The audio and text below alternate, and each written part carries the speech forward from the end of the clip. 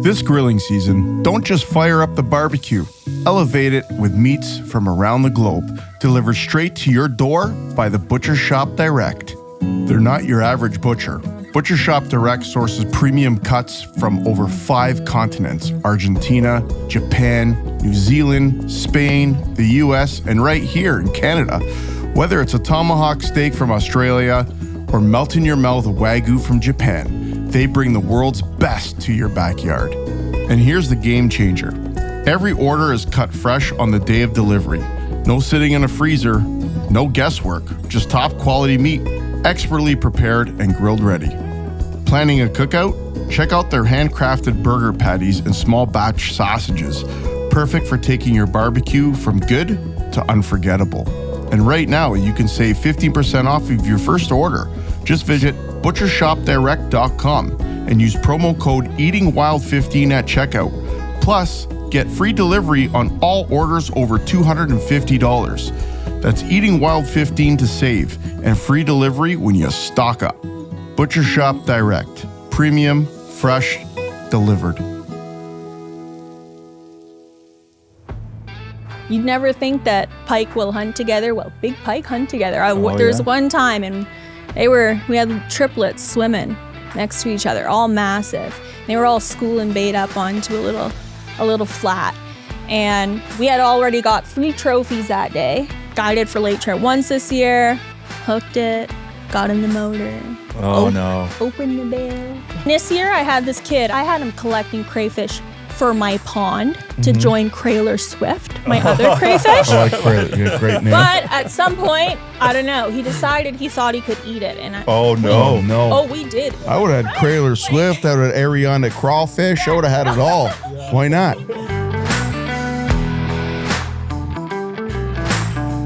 Welcome back, folks. Welcome back to another episode of the Eating Wild podcast. Smash Maleka here, talking to you about a two-parter that we're about to drop here. We have special guest Alyssa Goodenough. She's an incredible person her story is incredible. I can't wait for you guys to hear it. So stay tuned. We have a great episode coming up. Again, it's going to be a two-parter, so you'll be able to see this in the next few weeks. Just a quick couple things I want to mention before we get the episode started. We have finally, guys, we have dropped our spice line. Stay tuned. You will be able to see some things happening quickly with that.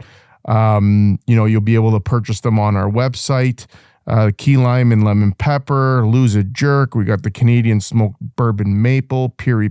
It's going to be incredible. I've been in the test kitchen downstairs with Gourmet Craft and Catering. I've been sampling like a mental case this week, and it's been incredible. So you guys are gonna love it. Also, CanCast. CanCast is around the corner, folks. Early 2026. Kyle is team. They got the Muskie Odyssey, who's going to be teaming up with them. We will be there. We're going to be doing sausages again with our incredible spices. You're going to be able to buy some merch. So make sure you hear about news about CanCast. We're hoping to have Kyle on shortly. And listen, Black Friday, man, I think by the time this is being aired, Black Friday might be over, but it's worth mentioning that there were so many sales going on. Gagnon Sports, if you had a chance to go there to drop in, I hope you saved some dough because it was incredible. We were so happy to be teamed up with Justin and Gagnon Sports. So with that being said, welcome to part 1 of the episode with our special guest, Alyssa Goodenough. And we are live. Welcome to another episode of the Eating Wild podcast. Smash Maleka, Showtime Johnson, special guest. Listen, Siege. Yes. Before we get into, we've been working on a nickname, but we're not going to drop it yet because, first of all, Alyssa Goodenough. Yes. Last name Goodenough. So that's already a perfect setup point right there with that last name. But you said we got to fish with her first. Yeah, we were going to give her a nickname earlier, but you need one from the water. That's where all nicknames where they originate from the best, right? Yeah. Valid. See? So how'd you get Showtime then? Well, because that's what I do on the water, man. It's a show. Either I'm dancing or I'm catching trophies. It's a show. Yeah, that's enough. Listen, Showtime. You gave it to me. I know, I did give it to you. What am I saying? Yeah. Anyways, Alyssa, thank you so much for coming down and joining us from abroad. I know You're traveling. The weather's brutal out there. It seems to be brutal every time we get an in-house guest seat. Figures. But she's a trooper. But you made it. Yeah, I You made it. I made it. Oh, well, I'm happy that you're here. Thank you so much for coming. Siege, I think we got to start from the very beginning with Alyssa, because your story from where you evolved through today, you know, there's a whole story behind of she's a smarty pants. smarty pants. Yeah, we're not used to smart guests. No offense to our past guests. I'm sure you're all brilliant, but No. This is different level smart. yes. Oh, you guys are very nice, very nice. Thank you. Anyone can be smart if they love what they're doing. They That's love true. what they're learning. Touche. That is a Touche. great point. Yeah. So you are a professional fishing guide. You have I was looking at your Instagram today, probably some of the biggest pike I've ever seen in my life. Oh, I know. Popping. It's actually incredible. Your background with your education as well, which is, you know, fits in good with what you do with your guiding business. But what got you into fishing? What was the first thing that gave you the fever? You know, did it happen to you very young, or is this something that you got when you were a bit older? Oh yeah, I've been fishing my whole life. I got lucky. My grandparents have a cottage on 6 Mile Lake, and they've had it my entire life. So I grew up fishing with them, and I'm a little bit outnumbered by the boys. Out of all the cousins, I only got one other girl, and interestingly, the two of us are the only ones that fish. No and way. It's because we were the daddy's girls, and that's all we wanted to do was hang out with our dads, and that's what they wanted to do. They wanted to fish, so they taught us, and we ever stuck with it ever since. And there's a couple of that dabble here and there, but the ones that take it serious, I'm probably the one that takes the most seriously. I bet. But the lake definitely, I got the opportunity to live up there and work at a marina when I was like 20 or something like that, and fish every day because I was up there living, and I fell in love with it even more and actually got serious about it, and I've loved it ever since. But I still do it with my dad, as you guys know. We love that. For being girl dads like Antonio and I are, it's just to hear that how far you took this level of fishing. It's incredible. It is, Siege, and I can't even imagine our girls. I mean, our girls are very young. You know, both CJ and I have introduced them to the outdoors. I have a cottage. Siege, you take 2 weeks a year, and you take your kids out to up north, and you're always far, and you're always on the boat fishing with the girls. But I can't see my girls getting the bug where they're going to say, this is what I want to do for my career. This is what I do professionally. So when did you notice that, you know what, this is something I want to do for the rest of my life and make this a career? It took a while. For a bit, I wanted to be a vet, and I was pretty hard set that I thought I wanted to be a vet. And then my empathy gets in the way with that a little bit. I am a vet tech, and it is, I don't know, it's just you're dealing with the animal world and money involved, and I wanted to do no harm. I never wanted to do any harm. Research is the way you can do no harm. And in my last year of university, I ended up taking a aquatic ecology class as like my elective for fun. And I was like, wait, this is a thing? Like people like research fish, and you can be a fisheries researcher or research catch and release fishing specifically. Right. I'm like, this is cool, and it's a way where you're improving science only.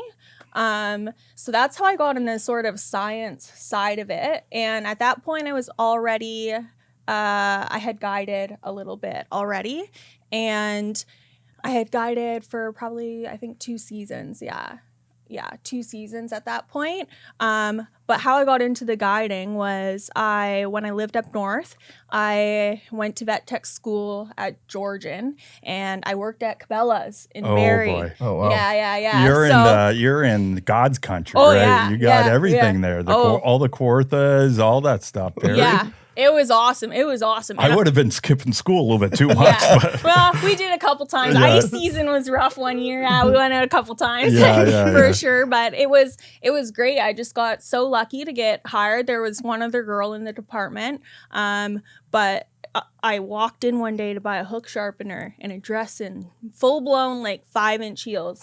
And Muskie Mike in his suspenders comes over and offered me a job on the spot. And I started working there, and I quit all my other jobs. And I was like, I am 100% down. And that's where I met a lot of my friends that fished. And because of them, I got more serious into it, and I realized that fishing guides were a thing. And as a student, I'm like, this is the perfect job. This is like the dream job. And I can do it in the summer, be a student in the off season. And it really did seem perfect. So I met a few people, and they wanted to try and help me get in somewhere. My first lodge, I was really hoping to get to guide at, but I didn't get to there. But it introduced me to the North and the love of the North, and the love of fishing and untouched waters and getting to fish for fish that might never get caught again, and flying in float planes over to watch the tree line disappear. Those experiences had me sold that this is what I wanted to do. And then come the next season, the block seemed to be that I was a girl. I was like, what is this? I'm like, what's the problem? And I, for some reason, I'm a little bit girly, and sometimes that's linked to maturity for some reason. And I just was not, it was hard to find someone to take a chance on me until I found North Haven. And that's when and probably the people that were holding me back only pushed me when you're like, you can't see your girls getting into it. And maybe one day they will, maybe they won't. But I do think that the people that told me I couldn't do it were driving factors to make me say awesome. I can do it. Because my dads they took me fishing, and probably like you guys, they had no question on how I acted when I did it. Right. I got to wear what I got to wear. I could wear a dress, be a girl. I could act like a girl. I could wear pink. I could use pink lures. I could do what I wanted and fish. And then it was like a shock to me when I was like, wait, other people don't do this? Or this is weird?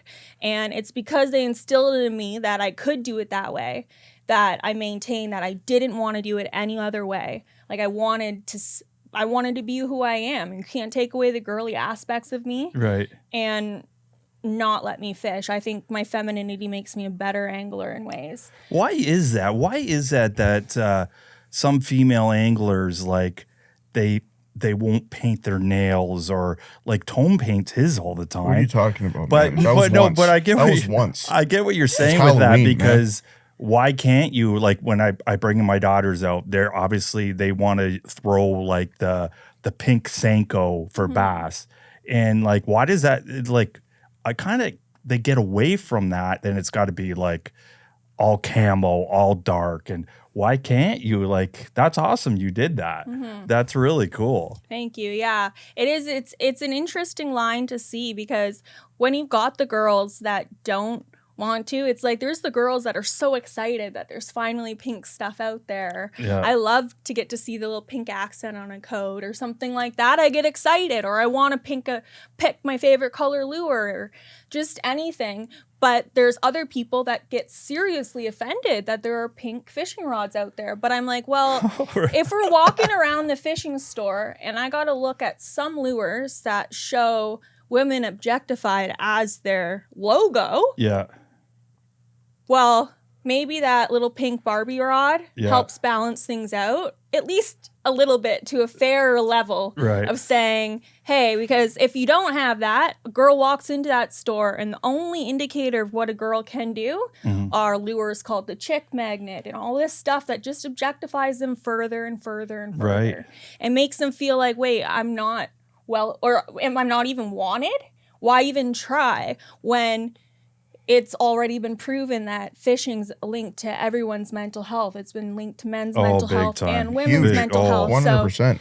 So to think that prevents people, just that little bit of sparkle, that little bit of fun to get someone interested, or to have, because some people don't have the great dads or the great men in their lives that are willing to introduce the young girls. And that's why I think the great men need to introduce the young girls into and the we've sport. seen pictures of, you might have a pink hat on. That's great. But the pike you're holding? Oh, my God. I dare any guy that's listening to this and tell me you could outfish this young lady for pike, because it is unreal. So it was crazy, Siege, because you sent me the link, and you're like, we always like to do a little bit of background research on our guests. We're not creepers. We're not creepers, but you're coming down. We want to make sure that we don't sound like idiots.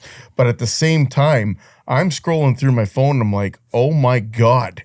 I'm like, this young lady pops. Yeah. And it's like, I've never, like, now let me ask you this. Here's a question. You're up north. You're in. Where is this? Yeah, Sorry about that. Yeah, sorry. So I'm at a lodge called North Haven Resort. It's in northern Manitoba, so kind of in line with Thompson. And then there's a town called Oxford House, and we're sort of right in the middle there. It's kind of 2/3 up the way of the province of northern Manitoba. I'd say. Yeah. So you're fishing in these remote waters, and obviously. You must have to you must have had spent some time as a guide to actually know these waters before the customers actually come, right? Because you're guiding them. So, Siege, like it's not that these waters are untouched, and it's you hear that cliche, oh, you're gonna go on a fly and you're just gonna throw in a piece of salami on your line and you're gonna get them. No, there's still a lot of work. You probably pre-fish a lot. Weather can be a factor, I can imagine, but people probably have this illusion that, if I'm going on a fly-in, I'm going to catch fish like that all the time.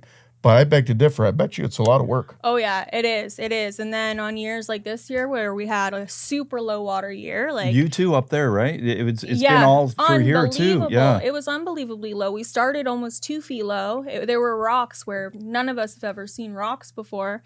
And on an uncharted lake where you only got radio range for not even scary. 2-3 kilometers. Yeah, good luck. So it is very scary out there.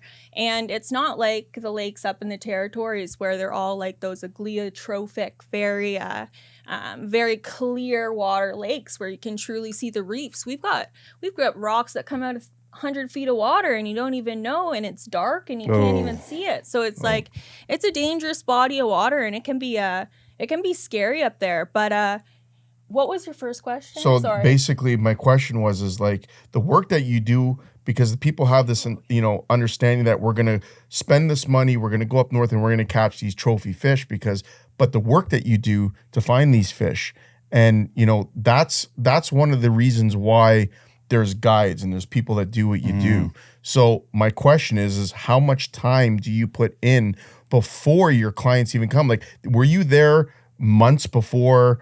You were actually taking people out on the water, or was this something that where you were going out there and you were learning every day yourself? Sort of a mix.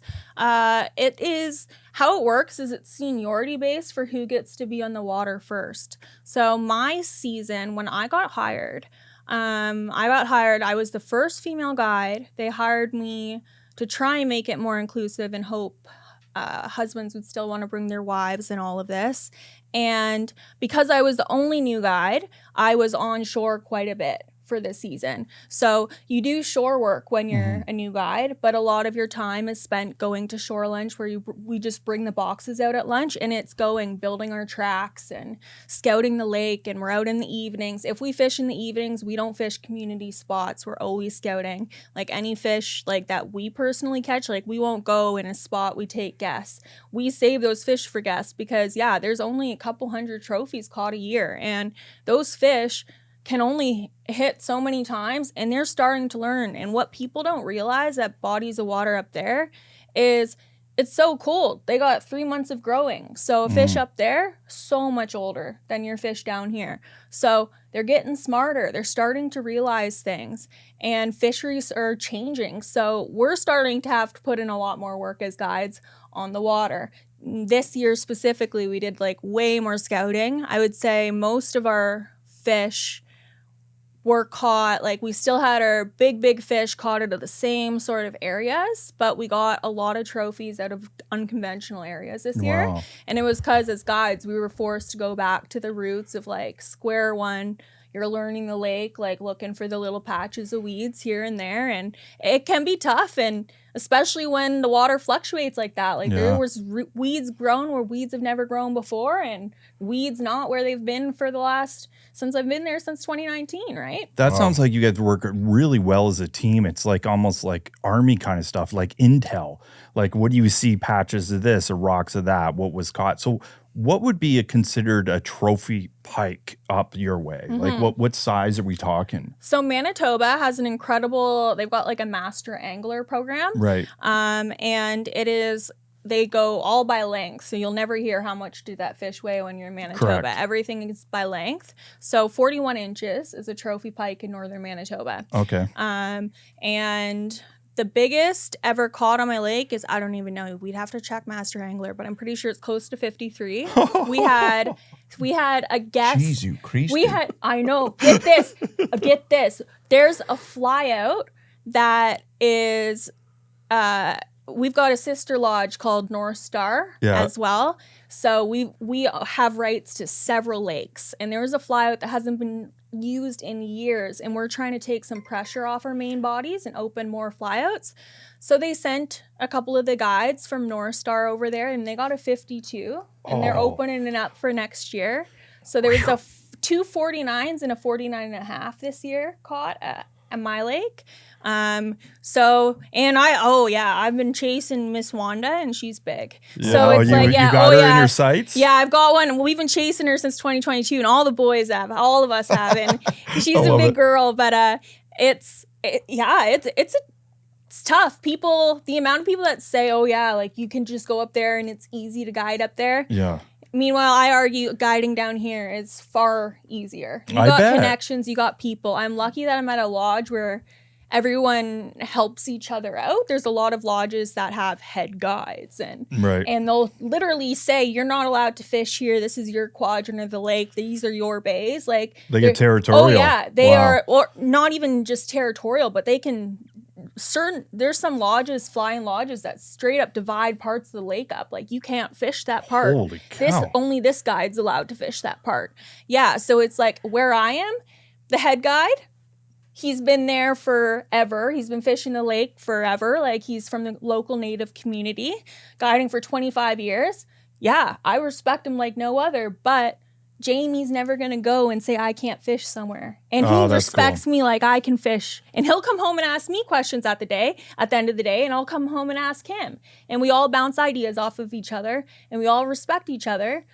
And I respect him for how much time he's put in on the water, but yeah, like he respects me too. It's not all about that. You're kind of into the science. Is it a different strain of pike that's there compared to around the Quarthus? Like 53. That's musky. Like that is huge. We're lucky. What we see 42s. I think I got the biggest pike I've ever seen was Dan's 44. 44. And that was a Lake gator. Nipissing. It was nuts. It was on a Shadzilla. We talk about it all the time. That was a unicorn. I got a 42. Yeah. That's the biggest with you. And Same. And Lou's had a 42. Lou's got a 42. But I don't think a 53-inch pike.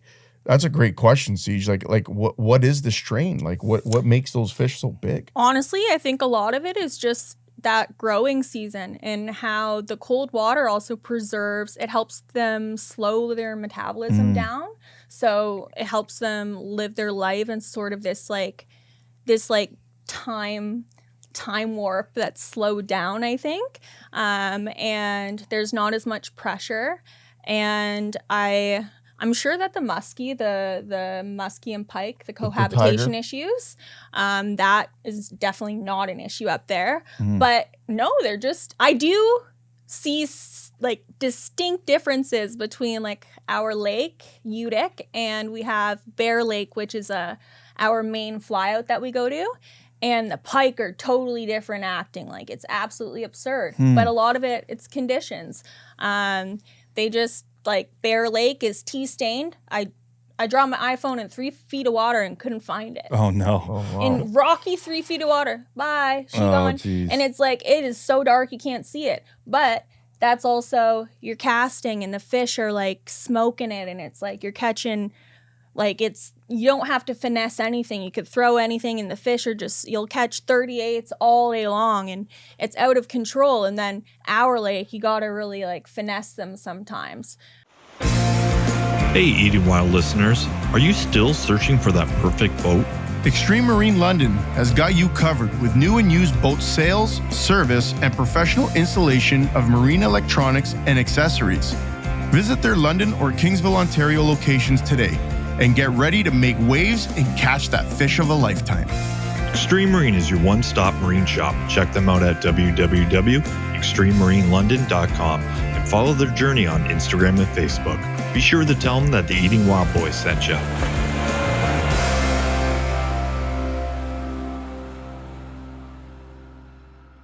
Are they feeding on, what would they be feeding on? A lot of walleye do they feed on? Or is it, what would be on their menu? Yeah. I think their favorite's probably tulipy on our body of water. The main thing when you think, they do eat walleye, they do eat perch. Right. And then there's of course shad and stuff like that. But when you think about what a fish eats and why they prefer a certain food over another, like a walleye, when you think about it, how bony it is, it takes a lot longer for them to digest. So they prefer those fattier, Cisco, burbot, something that's soft rayed and easy to digest. And the Cisco up there get huge. I guided I forget, I think it was, we have to check Master Angler. I think it was like 18 Cisco. Oh yeah, dude, I guided a trophy minnow. It was massive. I was like, yeah. I was so excited. I guided 2 of them. I guided I don't know. You have to check. It shows you the ranking in Manitoba. It's funny. It's way up there. Oh, it's wow. way up there. And we got it on a pike fly. And I was like, what the heck? On the fly. So you guide fly fishing as well? Yeah. So actually, I'm one of the main fly fishing guides. There's me and a couple, all of us fly fish, but there's a couple of us that really love it. And me and my one good friend, Dan, he's got his business out on Vancouver Island the rest of the year. So he's always fly fishing. And me and him usually get paired on fly groups together. Oh, yeah. So we have some great fly fishermen that come up. And so we have unicorn lake trout on our lake that get massive. But I don't get a fish for them because they come out in June, and that's when I'm always fishing for the pike on the fly. And I'm booked up because I've got my returning clients that come every year. Mm-hmm. And yeah, so we do a lot of fly fishing. It's mainly in the start of the season, and it's like you're fishing the flats. You're cool. In 1.5 foot of water, and it's clear. You like that. Oh yeah, it's out of control. It's one of those things, Siege, where we always said it. It's a bucket list thing with the foreskins. We got to do this. This has been something we've been talking about since we were in our early 20s. You got it. Yeah. But to me now, I'm a river guy. I started river fishing. To think about a 40-inch pike sight smashing a fly rod, brother, that is, to me, has to be the most ultimate adrenaline rush ever. Just because I know how, listen, we've pike fishing is the first thing that got me into lake fishing. Yeah. You know how aggressive they are. You know what it's like when you got Lou on his top water and he's throwing a spook out in April in those shallow waters, and bam, those fish come flying out of the water. Imagine a fish that size on a fly, Siege. Like she said, fishing the flats. That is so cool, because I do a lot of sight fishing for smallmouth bass on Lake Erie. So it's the same thing. You're kind of sight fishing, but smallmouth bass they're fun. But 40-inch plus pike, come on, that's nuts. Yeah, this is a spot and stock program. It's pretty fun. It's there's a couple areas where they congregate, and it's you'd never think that pike will hunt together. Well, big pike hunt together. There's one time, and we had triplets swimming next to each other, all massive. They were all schooling bait up onto a little flat. And we had already got 3 trophies that day. And it was stellar. I was so amped already. It was already about the most I had got on that lake in a day. And then we go and we're trying to pick out the biggest. We didn't even get the biggest. I think we got the second biggest, and it was a 45 3/4. And I was like, in what world are you picking out these fish? We had to select which one when all of them are over 45 inches. What world is this? Let's go for the 45. Yeah. We're used to, what do they call it around our way? Snot rockets. Oh, yes. Yeah, so we're used to that. Just to be, it's giving me goosebumps thinking right now, pitching at a 45, and that's not even the biggest. Oh yeah, it's crazy. Someone, 2019, my first season, Jordan, one of the guides there, he guided, I think they sighted it, a 49.5 on the fly. I would lose my mind. I'd cry. I'd jump in the lake with the fish and probably cry. Yeah. And but what you do realize is, wow, there's a lot of, like, I use a 12 weight. I make my guests use at least a 10 weight. But I like my 12 weight. I have it's like the Reddington Predator series that, like, it's fairly light for what, not as far as strength goes, but as far as physical weight. So like a 12 weight is actually not too hard to handle. And because those fish, you hook into a big one, like 40, I think the biggest I've seen brought in on a fly is 47. And it can be a fight. And the problem is people think, oh, let's play the game with the bendy rod, and that fish goes on the reel. Like, we take this seriously, and you're not stripping the fish in. You strip in and the rod's bouncing. People lose fish. We're straight barbless hooks up there. Oh, really? Oh, yeah. All of Manitoba. Yeah. Cool. You get caught with a single barb on and you get fined like no tomorrow. Wow. Yeah, but it makes a huge difference. Like, research says that the barbless hooks doesn't have a direct link to mortality, but unhooking duration that's the links. kicker. Yeah. And the thing is that has a direct link to unhooking duration. And it definitely does matter for sure up there. I would almost prefer, because let's face it, pike, they get the head shake and we're trying to get pliers out. I would prefer barbless with them. Yeah, So many times we've had accidents because of barbs, and Yeah, Credit River Angling Association. I was a teenager, high school. Jay Dooch was involved with this too, and I did my co-op. Jay did his co-op with the Credit River Angling Association. So just north of Norville, Ontario, which is my neck of the woods now. I live out in Georgetown. They got the fish ladder there. They built, I think it was in either late 90s or early 2000s. I can't remember. But anything north of Norville Siege, if you're part of the Credit River Angling Association, all barbless hooks.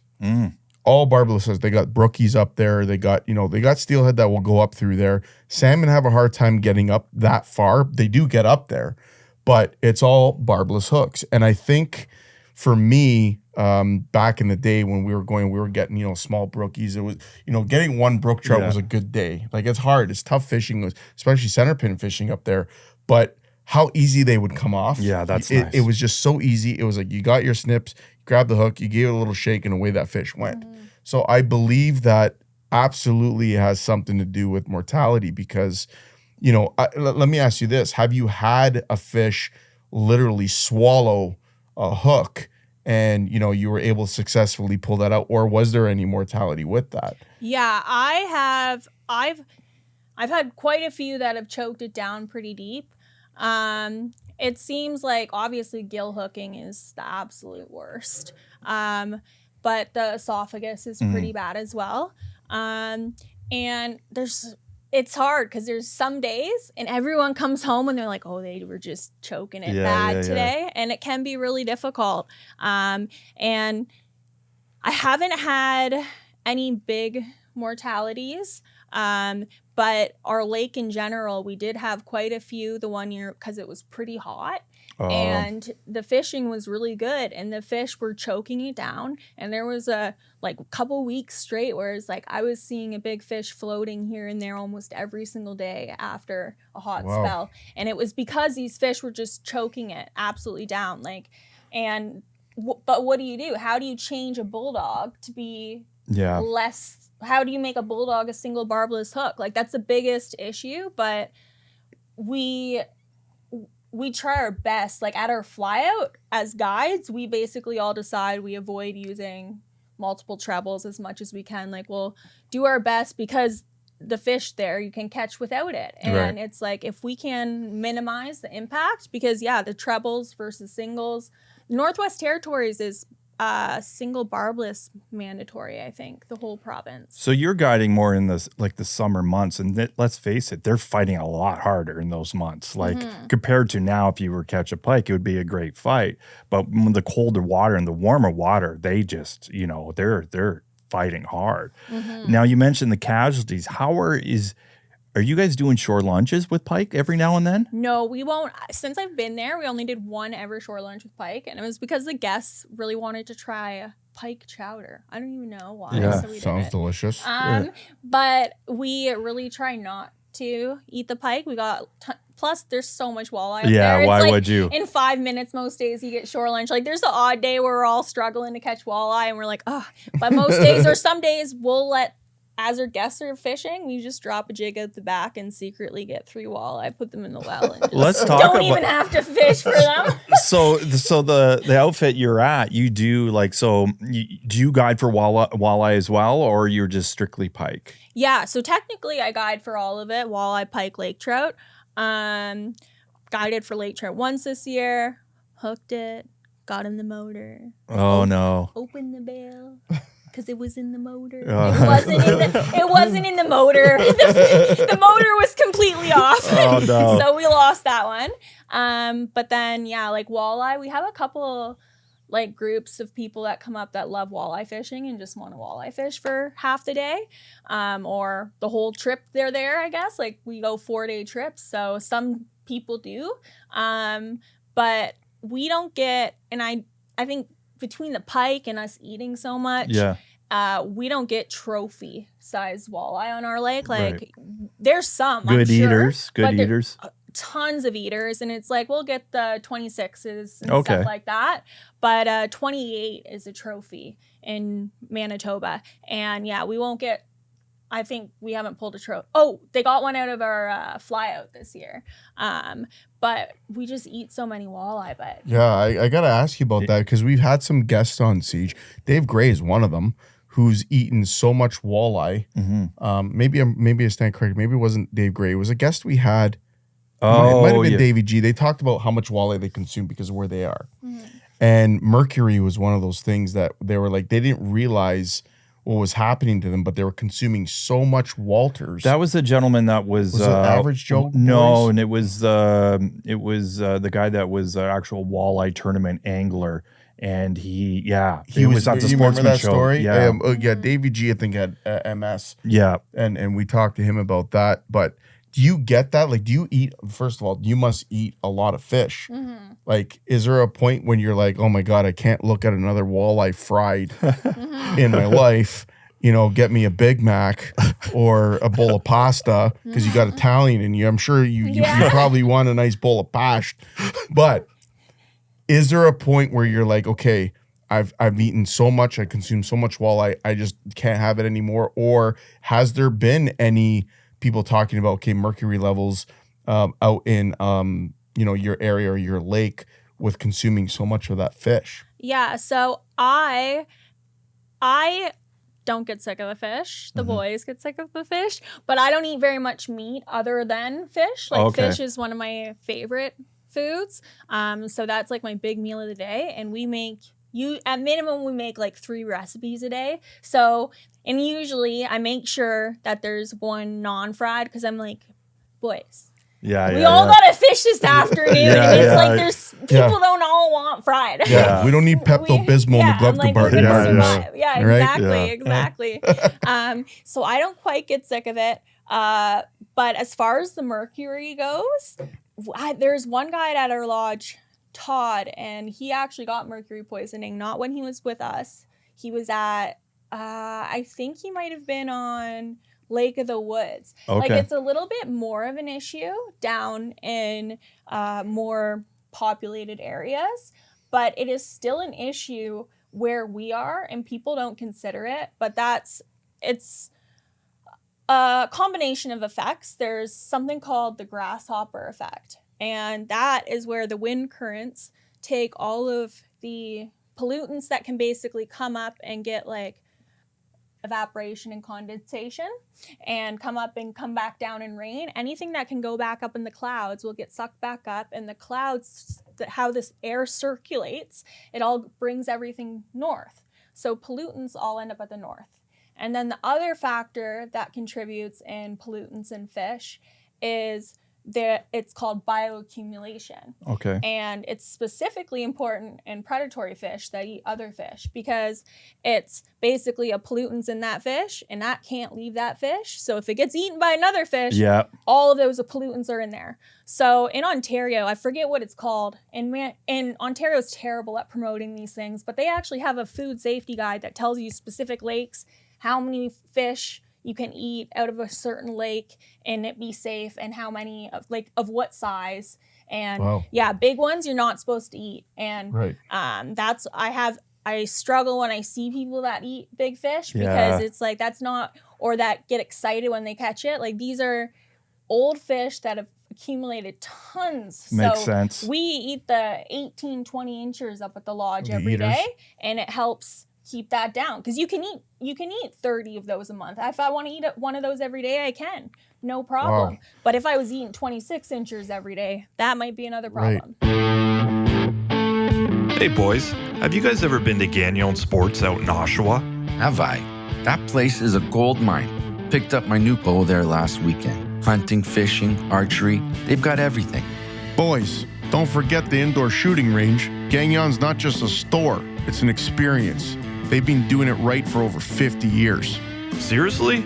I thought it was just another outdoor shop. Just another shop. Buddy, it's family owned, Canadian proud, and huge. I've spent entire afternoons in there. Or skip the trip and shop online. GagnonSports.com ships across Canada, fast, smooth, and packed with top-notch gear. All right, I'm sold. Gagnon Sports trip next weekend? Only if we hit the indoor range first, so I can show you guys how to shoot. Gagnon Sports, 50 years of adventure and counting. And don't forget to tell them the Eating Wild Boys sent you.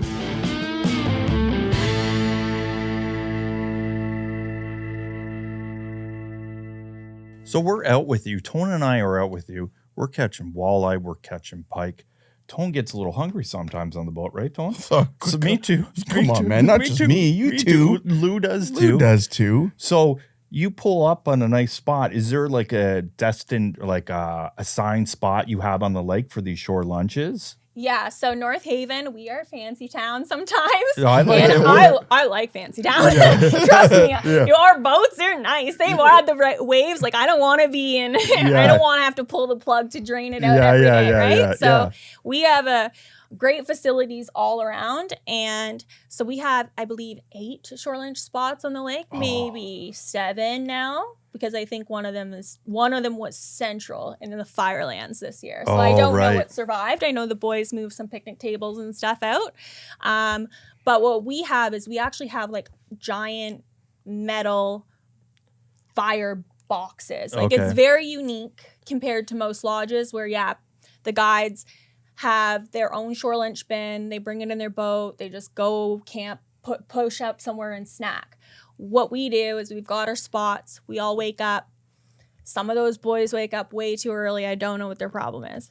Me, I'm exhausted, and I'm up at like 6 a.m., and we have to go into the lunchroom, and there's a board, and we sign up for our group of what shore lunch spot we get to fish at. Oh, cool. What one we want, and then that based on where we all want to fish, and then we make a time. So and it's only your group. So if it was just us, it could be just us.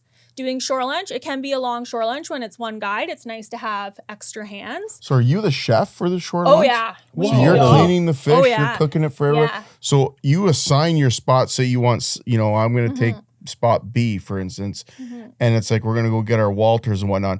Do you have to make sure that you have like your seasoning, your knife, your board, or is that already at the location waiting for you? All you got to do is show up with your fish. So we are lucky because we have a shore lunch position at the lodge. So we actually have somebody who they've got their own little shore lunch office. And and they are, when this is lucky, most guides have to wash their dishes every night. Of course. Yeah. No, we take them to her and she goes and she'll wash all of the dishes, repack with the number of all the cutlery, everything we need for the day, and the essentials, the flour, the evaporated milk, the cornflakes usually, like all of the essential stuff we need, beans, corn.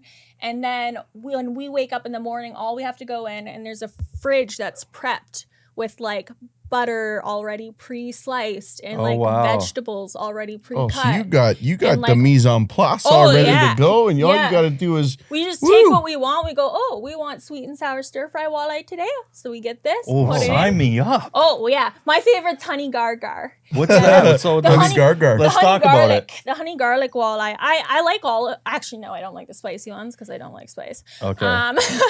But we do a lot of so.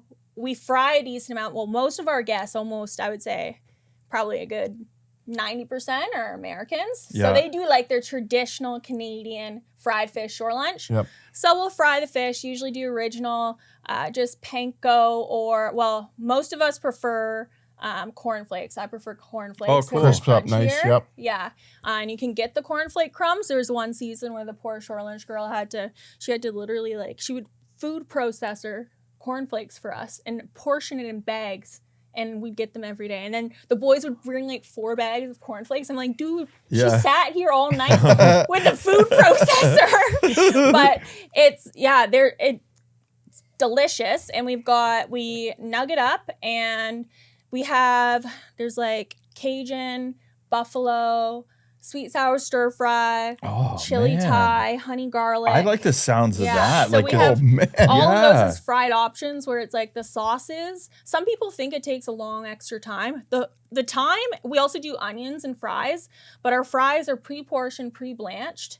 And our onions, it helps with time. And our onions, we batter ourselves out there. The main time is frying the fish. I could do a baked fish shore lunch in 30 minutes, but if you want fried fish, no matter what, it takes a long time. But to do our little recipes, it takes not even 3 minutes after to cook in this pan over the thing, and they're delicious. And then this year I had this kid. First of all, I had him collecting crayfish for my pond to join Crayler Swift, my other crayfish. I like Crayler, great name. But at some point, I don't know, he decided he thought he could eat it. And we did. He was in Nashville all of a sudden. Or no, sorry.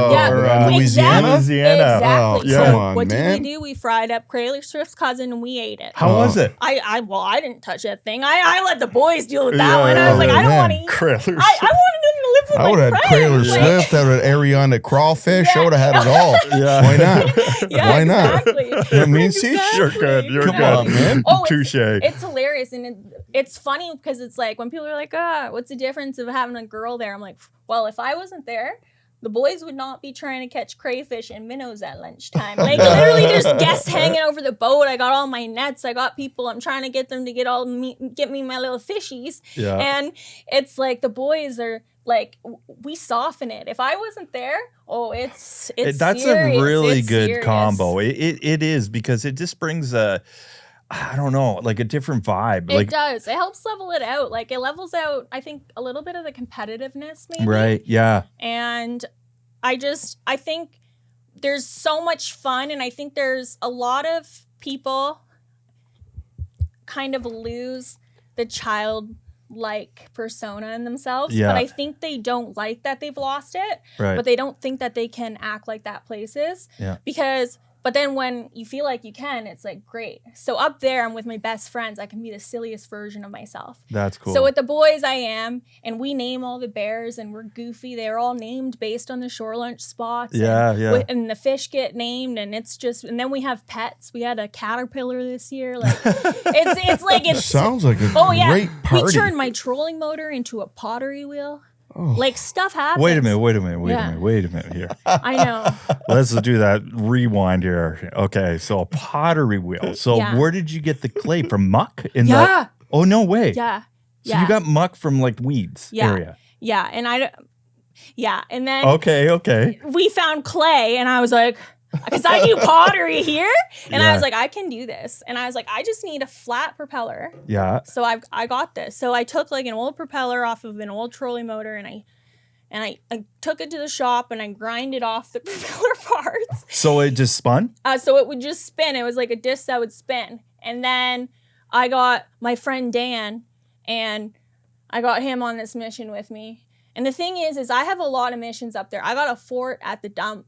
Like keep it fun there. I keep it fun. Imagine that. Put the trolling motor on spot lock. Next thing you know, you're making pots. So, that's what my guest did. The one day my guest did it with me. It was hilarious. And but management thinks I'm absolutely nuts sometimes because I'm like, I got all these random ideas. I'm looking for gold. I'm straight up, I got gold pans. I showed up at the airstrip one day. My manager was like, what are you doing? And I'm like, so you got the trolling motor to spin? Yeah. So what we did is we got this prop. But the best part is that we have guide meeting at the end of every trip, which is literally a room of all boys and me. Yeah. Which I'm in this meeting and I'm like, there's literally like 2 drills on this entire island and like 4 number 2 Robinson bits. Okay. So it's like you got to ask permission. So I'm like, can I use a drill tonight? And they're like, why? I was like, I just need it for a craft. And they were like, who's doing it? And I was like, I couldn't throw anyone under the bus. I'm like, the people in Love Shack are involved. That's all I said. And my friend Dan, they gave me permission to use the drill. They told me not to chop off my fingers and I'd be in trouble. And they said I better have supervision. And I did. And he helped me out and we got it going. And we put I used like a sawzall and I cut out like a circle piece of plywood. Okay. And we screwed that. I still have it. It's in my boat. I can put the prop on whenever I want. I just need a ratchet set. And then we the clay I grabbed from the water and I took an old window from the dump and I made it into a sieve and I was trying to, and I was I had to dry out the clay. They thought I was crazy, I'm sure, but we did make an ashtray. You did. I get to see Dan and Lou doing that, and it's what's that movie, Ghost? Yeah. Lou's behind Dan. Yeah, while they're doing each other spot lock from right the on remote. After catching walleyes. Oh, 100%. And that song comes on. That'd be perfect for them. Yeah. Well, you know what, Siege? We should get them up to that lodge. Maybe apply for the job. But wait, Lou can't cook. Yeah. Sorry, Lou, you didn't get the job.